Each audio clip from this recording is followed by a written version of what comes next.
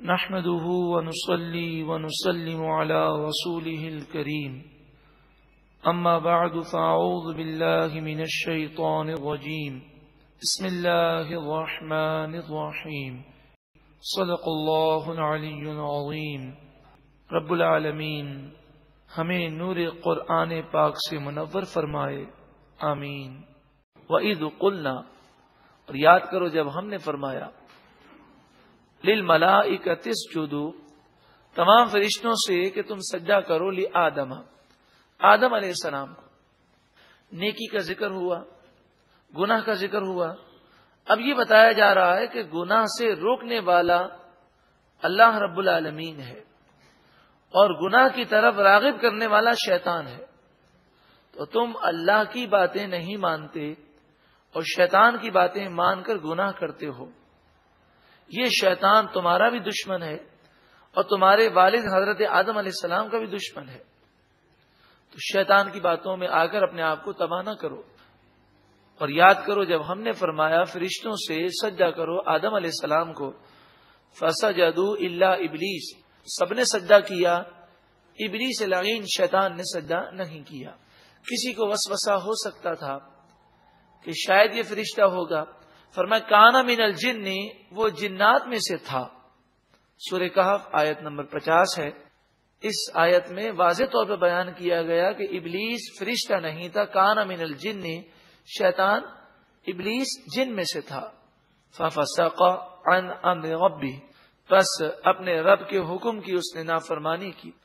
افتتخذونہ وذریتہ اولیاء، اے لوگوں کیا تم اس شیطان کو اور اس کی اولاد کو، اس کے چیلوں کو اپنا دوست بناتے ہو، من دونی، مجھے چھوڑ کر، وہم لکم عدو، حالانکہ وہ تمہارا دشمن ہے۔ بئس للظالمین بدلا، ظالموں کے لیے بہت ہی برا بدلہ ہوگا، یعنی ظالم بہت زیادہ تباہ ہوں گے۔ ما اشہدتہم خلق السماوات والارض، جس وقت آسمان و زمین کو میں نے پیدا کیا اس وقت ان شیطانوں کو اپنے سامنے موجود نہ رکھا۔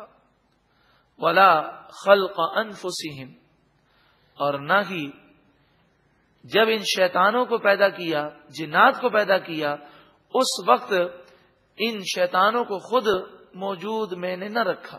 مراد یہ ہے کہ جب میں خالق ہوں اور جنات کو بھی میں نے بنایا ہے، انسانوں کو بھی میں نے بنایا ہے، تو پھر تم انسان ہو کر شیطان جو جن ہے اس کی پیروی کر کے میری نافرمانی کیوں کرتے ہو؟ کہ تمہارا بھی خالق ہوں، ان کا بھی خالق ہوں، تو تم میری ہی فرما برداری کرو۔ وما کنت متخذ المضلین عضدا، اور میں گمراہ کرنے والوں کو اپنا مددگار نہیں بناتا۔ مراد یہ ہے کہ جو لوگ شرک کرتے ہیں، کفر کرتے ہیں، وہ در حقیقت جنات کی پوجا کرتے ہیں، جنات کا کہنا مانتے ہیں۔ اسی طرح جادو کرنے والے جنات کے لیے وہ شرکیہ اور کفریہ منتر پڑھتے ہیں۔ فرمایا یہ جنات میری کائنات میں میرے شریک نہیں ہیں، یہ میرے مد مقابل نہیں ہیں، اور نہ ہی یہ میرے مددگار ہیں۔ جب یہ کچھ بھی نہیں کر سکتے تو انہیں خدا سمجھنا اور ان کی پوجا کرنا کس قدر بڑی نادانی ہے۔ یہ ان کفار کی مذمت ہے جو جنات کے ایک گروہ کی پوجا کیا کرتے تھے۔ وَيَوْمَ يَقُولُ نَادُوا، اور قیامت کے دن اللہ تعالیٰ فرمائے گا بلاؤ، شُرَكَائِيَ الَّذِينَ زَعَمْتُمْ، میرے ان شرکاء کو کہ جو تم گمان کرتے تھے کہ وہ میرے مد مقابل ہیں، فَدَعُوهُمْ، پس وہ انہیں بلائیں گے، فَلَمْ يَسْتَجِيبُوا لَهُمْ، پس یہ انہیں جواب نہ دیں گے، وَجَعَلْنَا بَيْنَهُمْ مَوْبِقًا، اور ہم ان کے درمیان موبقہ کو رکھ دیں گے، یعنی جہنم کی وہ وادی جو ہلاک کرنے والی ہے۔ وَرَأَى الْمُجْرِمُونَ النَّارَ، اور مجرم گناہگار جہنم کو دیکھیں گے، فَظَنُّوا أَنَّهُمْ مُوَاقِعُوهَا، تو وہ یقین کریں گے کہ انہیں اس جہنم میں گرنا ہے. وَلَمْ يَجِدُوا عَنْهَا مَصْرِفًا، اور اس جہنم سے پھرنے کی یعنی بھاگنے کی کوئی جگہ وہ نہ پائیں گے، اور وہ سمجھ جائیں گے کہ اس جہنم سے بچنے کی اب ان کے پاس کوئی جگہ نہیں ہے.